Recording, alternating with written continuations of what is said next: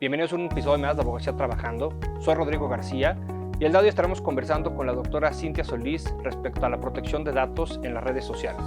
Acompáñenme.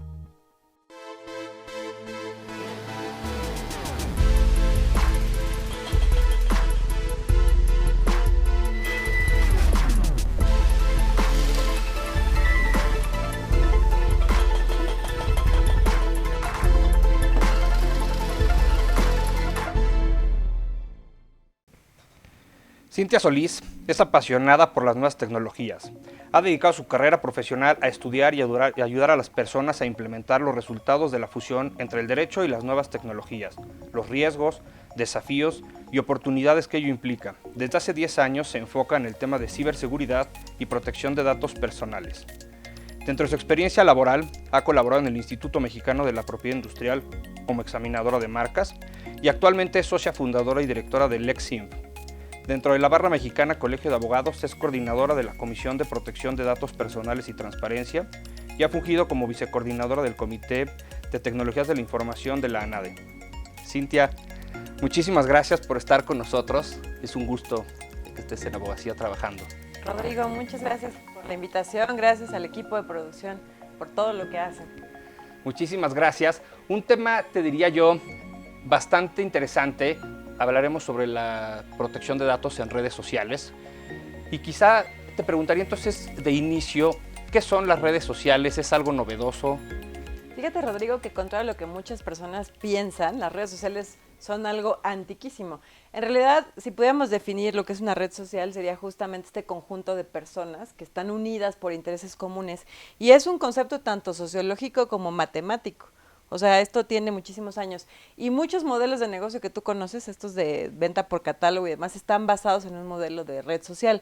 Lo que sucede es que a partir del 97 por ahí se hizo un proyecto que se llamaba Six Degrees, que justamente traslada a Internet los beneficios de las redes sociales, que básicamente pues era interconectar personas con intereses comunes.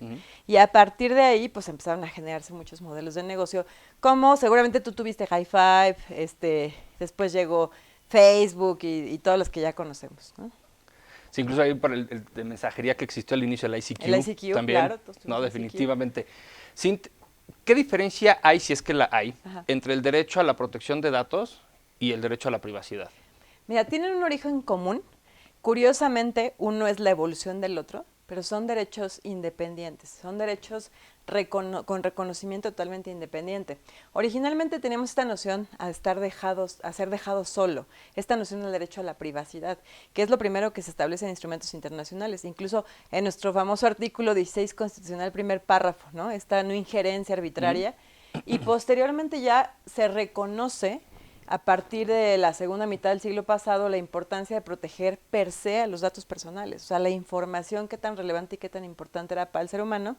Y ya fue cuando se empezó a incorporar en legislación nacional de países, sobre todo europeos, empezó Alemania, luego Francia y así sucesivamente, y posteriormente ya llega a nuestro país en 2009 incorporando el segundo párrafo del artículo 16 constitucional. Entonces, son derechos independientes, aunque están intrínsecamente ligados.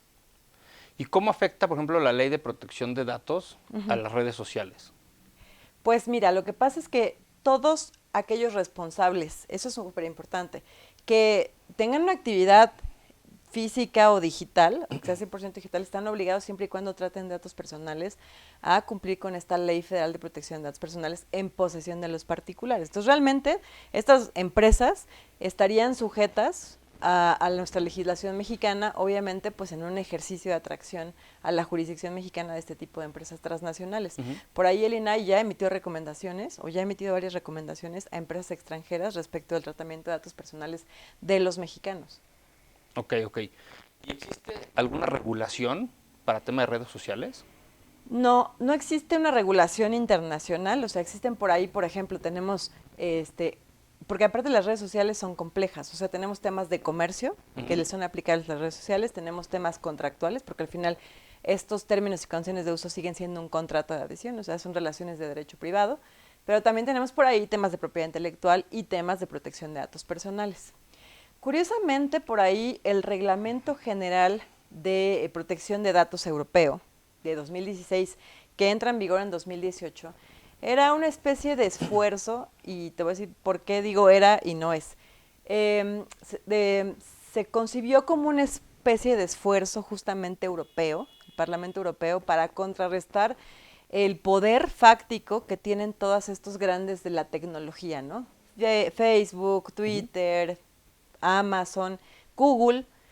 Eh, Sin embargo, o sea, ¿cómo lo hizo? Bueno, pues teniendo algunas disposiciones que son transnacionales. O sea, es decir, ¿cómo atraigo yo a estas empresas a mi jurisdicción por el simple hecho de que traten datos de europeos residentes en Europa? Claro. Porque, pues ya sabrás, todas las empresas andaban por ahí haciendo todo tipo de arducias ahí legales para decir, no, pues es que no me aplica porque yo no soy una empresa europea, yo soy norteamericano. Pero ¿qué sucedió? Pues que al final, como siempre pasa, pues al final, por un lado tienes la normativa y por otro lado tienes las autoridades y pues las empresas, ¿no? Que andan yéndose de un lado a otro para tratar de evadir la aplicación de la norma. Después entra la ley de California. California, que curiosamente es donde están instaladas estas empresas, o la mayoría de estas empresas, dice, no, espérate, a ver, ¿tú por qué europeo vas a venir a regularme a mí? Yo me regulo solo, ¿no? Claro. Y saca la famosa CCPA, que es una ley pues de privacidad de California, que en apariencia pues es igual de estricta que el Reglamento General de Protección de Datos Europeo, pero la verdad es que sí tiene varias ahí salidillas que la hacen no tan estricta como originalmente se había planteado el reglamento, ¿no? Entonces, sí hay una ley local, en este caso que regula este tipo de plataformas, respecto del tema de la privacidad, pero pues sí deja ahí unos cabitos sueltos para que sigan operando en total tranquilidad. ¿Y existe, por ejemplo, alguna normativa o algo, lineamientos, por ejemplo, si algún usuario sufre de abuso en redes sociales? Ok, bueno, aquí es algo muy importante. Recordemos que al final del día estas plataformas tienen algunos esquemas de autorregulación.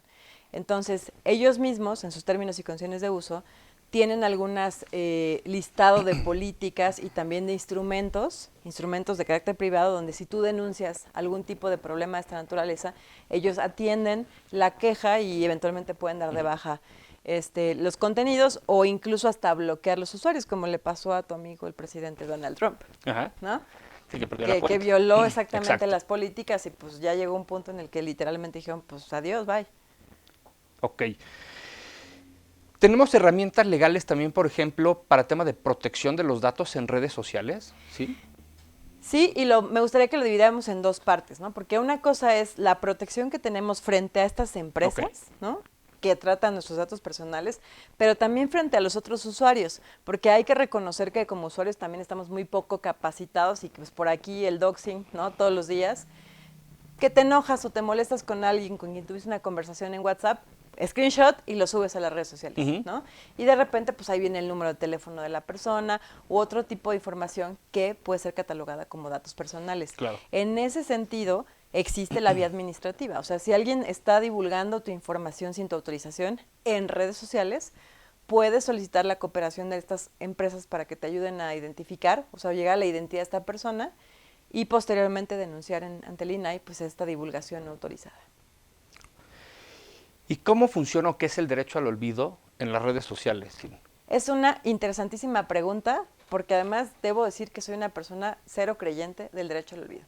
El derecho al olvido es un concepto filosófico que se generó y que se empezó por ahí a tratar a mediados de la década pasada, incluso desde el 2007-2008, donde se decía que pues obviamente el usuario tiene derecho a que si hay algún tipo de información que terminó justamente en buscadores de redes sociales y, por ejemplo, antecedentes penales o antecedentes de una infracción que ya, pues que incluso ya precluyó su derecho, ¿no? Que bueno, obviamente, pues tengamos derecho a que eso se elimine y seguir nuestra vida normal. Ahora, ¿por qué no creo en eso? Porque hay que recordar cómo funciona Internet. O sea, una cosa es que, te digo, desde un punto de vista filosófico y un punto de vista proteccionista del usuario, pienses en, tiene derecho a que se olvide esa información y que se borre de Internet, pero otra cosa es que realmente sea posible. Claro. Tenemos el ejemplo del señor Costeja. El señor Costeja, que él justamente tenía una serie de antecedentes legales que aparecían en el buscador, en Google, cuando alguien buscaba su nombre, se dio a la tarea de solicitar justamente la supresión de estos antecedentes. Lo irónico de todo esto que ahora pues el señor Costeja vive en la doctrina, ¿no? Y lejos de que se olvide, ¿no? Ese antecedente que tenía, pues ya nadie lo va a olvidar. Entonces, justamente, pues eso que se buscaba del derecho al olvido en realidad no lo es. Entonces, técnicamente hablando, ¿qué es el derecho al olvido? Y eso también está contemplado en el propio Reglamento Europeo de Protección de Datos, es el derecho que tienes a que se desindexe cierta información vinculada a ti. Pero no significa que deje de existir, ¿eh? O sea, la información donde fue creada, por ejemplo, en un blog, en un diario, en una página web, siempre y cuando tú no hayas dado de baja, no hayas pedido la cancelación directamente a ese sitio web, va a seguir apareciendo. Lo que hacen los buscadores es eliminar tu referencia. Entonces, si Cintia Solís dice, quiero ejercer mi derecho al olvido, si es que yo fuera europea, residente en Europa, y pudiera ejercer ese derecho, entonces lo que va a hacer Google es poner, digamos, una máscara a mi nombre, y si alguien busca mi nombre en Europa, no lo va a encontrar. Pero si busca Cintia Solís en un buscador con una extensión, por ejemplo, .mx, ahí va a estar la información.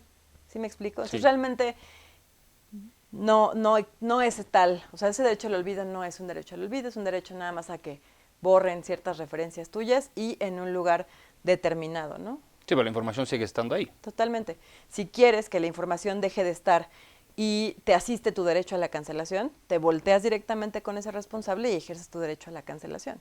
Correcto. Oye, si te hago una pregunta, porque es muy común, y creo que nos ha pasado a todos, que de repente estás a lo mejor hablando con alguien o buscas algo en Google y curiosamente en tus redes sociales te metes y te empieza a arrojar muchísima información relativa a un viaje que estabas buscando o algo. ¿Cómo funciona un poco el tema de los algoritmos? Ok, mira, primero que nada, está basado en la ingenuidad del usuario que no lee los términos y condiciones de uso, porque no los leemos. Entonces, por ahí, cuando tú instalas una aplicación, te sale una lista de atribuciones que le otorgas o no. Entonces, que te dice, ¿aceptas que abra el micrófono? Sí. ¿Aceptas abrir la cámara? Sí, todo sí, ¿no? Claro. Exacto. Y entonces, en teoría se supone que no lo hacen, pero la verdad es que sí lo hacen. Se abre cada cierto tiempo el micrófono, entonces si tú y yo estamos hablando de algún tema relevante, el micrófono dice, a Cintia y a Rodrigo les gusta el golf. Y de repente, pues ahí te aparece publicidad de golf o de otras cosas. Porque al final, pues estas plataformas viven de eso, de venderte cosas. Y así es como funciona. Ahora, estos algoritmos que están dotados de inteligencia artificial, lo que pueden hacer es aprender de ti.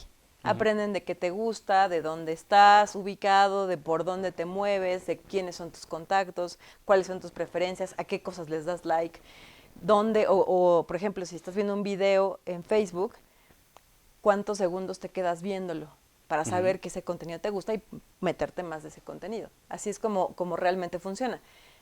¿Qué podemos hacer? Pues deshabilitar muchas de esas atribuciones que le estamos dando originalmente. Claro. Sí, porque incluso en el Internet de las cosas famosos, ¿no? O sea, una Alexa también está como que siempre todo el tiempo escuchando todo y de ahí te van lo que tú dices, de algún modo llevando a lo que ellos quieren con cierta información o te van conociendo, van aprendiendo. Un poco cuéntame, sí, por ejemplo, lo que sucedió hace algunos días con esta caída masiva de redes en Facebook, en WhatsApp, en Instagram, como a qué se debió quizá y qué afectación más allá de que muchos usuarios se sintieron quizá desarmados, ¿no? Por no tener acceso a sus redes sociales, pero qué afectación quizá a nivel datos personales pudiera haber o se dieron con esa caída. Mira, definitivamente fue un caos que nos hizo darnos cuenta lo dependientes que somos hoy en día de estas herramientas, ¿no? Y también de las vulnerabilidades que tenemos de seguridad, porque justamente comentaba hace un momento que estamos utilizando estas herramientas para compartir información confidencial y no es la vía idónea. Por ejemplo, que en el despacho, que mandas copias, que tienes una conversación completa con tus clientes porque te buscan por WhatsApp y no es el medio idóneo, ¿no? Realmente ni es tan seguro ni es tan confidencial y no debería de ser así. Pero bueno, lo usamos. Entonces, sucede que entonces te quedas 6 horas sin este medio de comunicación, muchos de los datos personales que requerías o que están ahí ya no están disponibles, es decir, que estás violando uno de los 3 pilares de la seguridad de la información, que es la disponibilidad, y entonces, ¡pum!, ahí tienes un problema de protección de datos personales porque el deber de seguridad, pues ya no lo cumpliste cabalmente. Entonces, pues sí tienes un problema de protección de datos personales. Además, obviamente, que muchos de nosotros después de la publicación que hizo Anonymous, donde se atribuía el ataque y decía, no, es que yo ya, o sea, ya estamos ahí nosotros interviniendo las conversaciones de WhatsApp y demás, pues la gente que tenía cosas raras en sus conversaciones de WhatsApp, sus packs, estaba en pánico, ¿no? Dijo, ¿y ahora qué va a pasar con esa información? ¿Dónde va a terminar? Lo que sí es un hecho es que pues el uso de estas redes es totalmente de buena fe, ¿no? Porque pues tú subes información a lo mejor muy confidencial o información sensible, pero realmente no te consta dónde va a terminar esa información. A nivel ético, correcto, porque pues, al final del día tú la subes de buena fe o la compartes en WhatsApp, pero como lo acabas de decir, no sabes en dónde termina. ¿Qué recomendación, digamos, harías a nivel ético en cuanto al uso, por ejemplo, de WhatsApp, que te manda alguien una conversación y qué uso poderle dar o para evitar caer en algún tema sensible y violatorio incluso a algún derecho humano de la persona que te está compartiendo? Claro, yo creo que aquí hay dos temas importantes, ¿no? Como tú dices, lo ético y luego te lleva la parte jurídica. Entonces, yo creo que al final, cuando tú tienes una conversación con una persona, por cualquier medio, sea un teléfono, sea a través de mensajeros instantáneos, correo electrónico, pues lo que esperas es que haya esa confidencialidad de la información, ¿no? Que no vayamos a andar divulgando la conversación, porque es una conversación entre dos partes, y pues que al final del día esto, incluso ya yéndonos a un nivel, elevándolo, digamos, a un tema jurídico, podría incluso ser pues hasta divulgación de secretos o incluso intervención de comunicaciones, ¿no? Ya te puedes ir a temas más graves.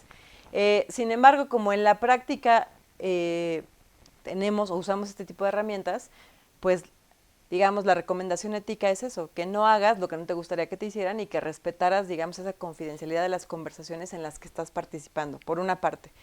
Y por la otra, si de repente quieres denunciar alguna situación en lo particular, pues lo que puedes hacer es poner la conversación eliminando alguna información, eliminando los números, ¿no? De repente, pues también decimos, ay, mira, ya viste qué hermoso mensaje me llegó. Lo puedes poner eliminando las referencias a los datos personales, por ejemplo, ¿no? Ahora, ya yéndonos a un tema donde se violan algunas disposiciones, la Ley Federal de Protección de Datos Personales en posesión de los particulares es muy estricta en los medios de tratamiento. No está mal que tú utilices WhatsApp en tu organización como medio de comunicación, hay que documentarlo y de preferencia tener reglas, o sea, hacer una responsiva de uso de WhatsApp en un grupo, por ejemplo, laboral, donde digas para qué la vas a usar, lo que está prohibido y lo que está permitido. De esa manera, pues de alguna u otra forma, si alguna de las partes que están implicadas en ese grupo lleva a cabo una de estas actividades comprendidas como no permitida, pues puedes tener alguna acción legal, como puede ser una acta administrativa, ¿no? Y ya dependiendo de lo que haga, pues elevarlo incluso hasta a lo mejor un despido justificado. Claro. Y a nivel vulnerabilidad, sin todas las redes sociales, digamos, tienen algo en donde definitivamente algún dato personal puede ser robado o algún tema como de usurpación de identidad, por ejemplo. Claro, no existe ninguna tecnología 100% segura, ¿no? O sea, hay las que tienen más riesgos y las que tienen menos riesgos. Curiosamente, va mucho también en función de qué tan atractivo es para un atacante. Si tenemos 85 millones de usuarios de Facebook, eso es muy atractivo para los atacantes, ¿no? Entonces me voy a enfocar en especializarme en Facebook y ver cómo puedo hacer campañas de ingeniería social para tener el control de las cuentas, para suplantar la identidad de las personas y demás, pero mucho también tiene que ver con nuestras propias vulnerabilidades como personas, ¿no? No sé si te tocó este mensaje que estaba llegando por el mensajero de Facebook de del video eres tú. O sea, miles de personas cayeron en eso. Sí. Miles. Y pues era un ataque de ingeniería social donde le apuestan a esta intriga de decir, híjole, ¿no? ¿Seré yo? ¿Qué me habrán cachado haciendo? Claro, entonces le picas y ya, y toman el control de tu cuenta y luego suplantan tu identidad para pedirle dinero a tu familia, o sea, a tus amigos. Hoy, ¿sabes qué? Me quedé sin dinero, deposítame 500 pesos, ¿no? Claro. Y dicen, pues es Rodrigo, me cae bien, ¿no? Ya sé dónde ubicarlo, le deposito y así es como los atacantes se hacen de dinero, exactamente. Y a nivel, por ejemplo, porque yo he sabido, y recientemente, de casos en donde el WhatsApp es hackeado 100%. ¿Cómo evitar eso? Digo, WhatsApp tiene ciertos candados, yo sé, pero ¿ahí qué sugieres tú para evitar ser hackeado en tu cuenta de WhatsApp, por ejemplo? Mira, hay una de las cosas más sencillas que utilizan los atacantes, que es instalan, o digamos, en otro teléfono, puede ser que haya un ataque donde clonan tu SIM, ¿no? Que sería un poco más sofisticado, pero hay otro donde dan de alta en un equipo nuevo tu número de teléfono. Y entonces a ti te llega un mensaje a tu teléfono diciendo, confirmas que estás instalando tu aplicación y demás, y ahí vas y le confirmas. Entonces realmente ahí ellos ya tuvieron control de tu cuenta y ni siquiera es tan difícil, ¿no? Realmente basta con que des de alta un teléfono en otro equipo, que le llegue un SMS y tú confirmes y ya, es más que suficiente. Entonces yo creo que debemos de tener mucho cuidado con los mensajes que recibimos, si les hacemos caso, si no les hacemos caso y ver a qué le damos clic, ¿no? Porque desgraciadamente pues así de sencillo pueden tener el control Sí, de tu con el cuenta simple de hecho WhatsApp. de darle clic al enlace. Exacto. Y por ejemplo, a lo mejor ya en un caso práctico, ¿qué pasa si te roban el celular? Y ahorita lo decías, el chip es fácil que de algún teléfono robado, aunque tú lo hayas reportado, ya robado, esté bloqueado, etcétera, te puedan sacar información, por ejemplo, de WhatsApp o del mismo teléfono en cuanto a contactos o alguna otra información sensible. Lo que pasa es que muchas de las aplicaciones, por ejemplo, incluso de banca móvil, están ligadas a tu SIM. Ujú. Entonces, cuando instalan, por ejemplo, si es una clonación en tu SIM o que se te adelantan y van, por ejemplo, al centro de atención telefónica y ellos piden un SIM en tu nombre y lo cargan, pues pueden dar de alta pues todas las aplicaciones móviles bancarias que están ligadas a tu teléfono y entonces a través de eso y a través, por ejemplo, de las cuentas de WhatsApp, de correos electrónicos, pues sí, efectivamente pueden llegar a tener cierta información, ¿no? O sea, aunque el celular mismo, digamos, ya estuviera bloqueado, reportado, robado, la SIM La SIM guarda sigue información. sirviendo para efectos de ellos Sí, y ¿no te pueden acuerdas? utilizar cualquier cosa. Por ejemplo, en la SIM puedes guardar muchos contactos, Ujú. ¿no? Entonces, pues pueden tener acceso a tu lista completa de contactos. O sea, todo depende de qué hayas almacenado en tu SIM, en esa SIM que tienes ahí, bueno, pues que el teléfono se lo llevan y lo roban, pues la SIM y el propio teléfono, ¿no? Aunque tú lo borres a distancia, pues eventualmente hay herramientas de cómputo forense que te permiten recuperar cierta información. Entonces, por más que digas, ya borré, ya reseteé mi teléfono y demás, Hay riesgo. hay riesgo de que recuperen cierta información, sí. ¿Qué recomendaciones, Sin, entonces harías en general en tema de cómo proteger nuestras redes sociales? Bueno, yo creo que hay que configurarlas correctamente. Hay que saber, ¿cómo decirlo? Utilizar las redes sociales para lo que es, ¿no? De repente a veces tenemos el error de que mezclamos todo en una, ¿no? Me pasó con mi cuenta de Facebook, que primero tenía mi familia, luego me empezaron a pedir mis clientes, luego amigos, luego y demás, ya tenía todo el mundo ahí, la verdad ya casi no uso Facebook, ¿no? Ujú. Entonces hay que tenerla debidamente configurada, me refiero a que si no necesitas que sea pública, déjala privada, solo acepta a la gente que realmente conoces, o sea, la gente con la que realmente quieres tener una interacción. Si no la conoces, pues con la pena, ¿no? Pero agrégame a lo mejor en una cuenta profesional o sígueme en mi Twitter, que es un poco más impersonal. Entonces, justo tener como estas cuentas de redes sociales, no sirve de nada no tener redes sociales, ¿eh? Porque Ujú. también hay personas que me dicen, no, pues es que yo por eso no tengo redes sociales. No, no sirve de nada. Porque resulta, fíjate, curiosamente, hay una cosa que hace Facebook que es una especie como de perfil fantasma. Ujú. Entonces, si hay una persona muy famosa de la que todo el mundo habla, aunque como Juan Gabriel diría, él no tenía redes sociales, le van creando como un perfil fantasma de, existe un Juan Gabriel. Ujú. Y entonces hay N cantidad de publicaciones relacionadas con él que las van vinculando a esta identidad digital que le generan. Por si algún día Juan Gabriel quiere tener una cuenta de Facebook, y entonces cuando Juan Gabriel, bueno, ya no puede, pero si lo hubiera hecho en su momento, creara su cuenta de Facebook, todo eso se vincularía ya a ese perfil. Todo lo que se ha dicho de Juan Gabriel.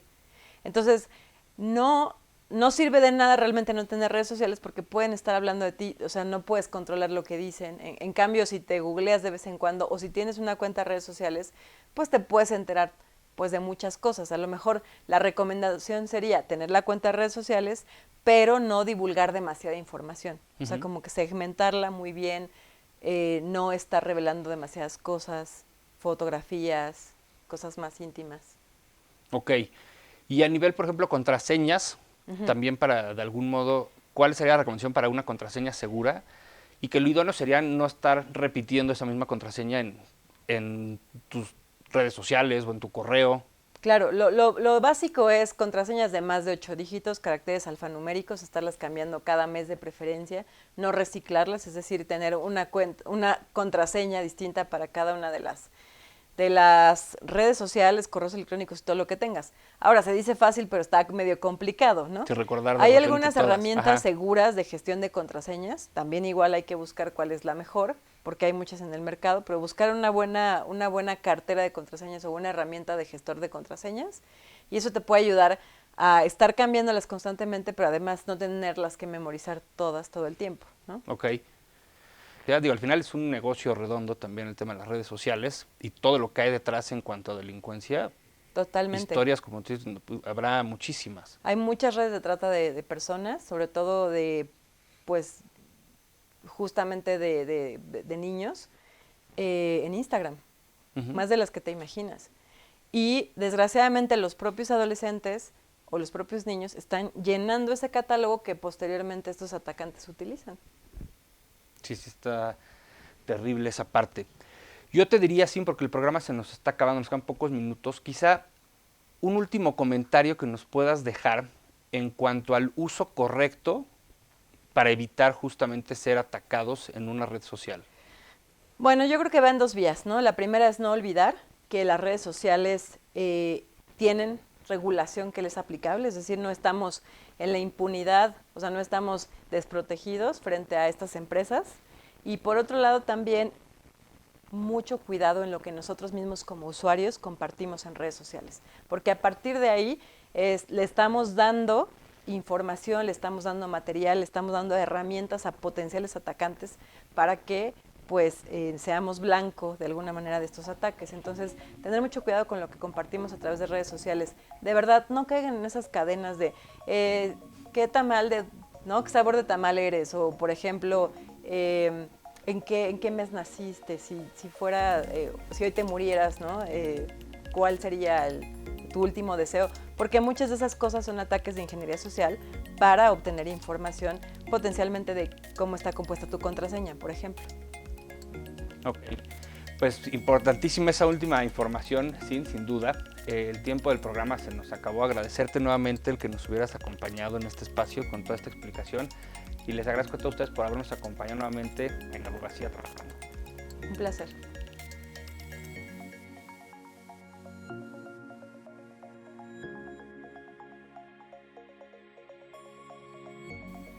Gracias por habernos acompañado en este nuevo episodio. Un tema que quizá nos deja pensando a muchos sobre algunas particularidades que quizá no llevamos a cabo en cuanto a la protección de nuestras redes sociales. Habrá que estar muy al pendiente sobre esos candados que podemos sí poner, como decía Cintia, quizá no aceptar siempre a gente que no conocemos, para tratar de reducir esos riesgos en cuanto a algún tema de usurpación de identidad o que nos quiten quizá algún tema de protección de datos. Muchas gracias y los espero en el siguiente episodio.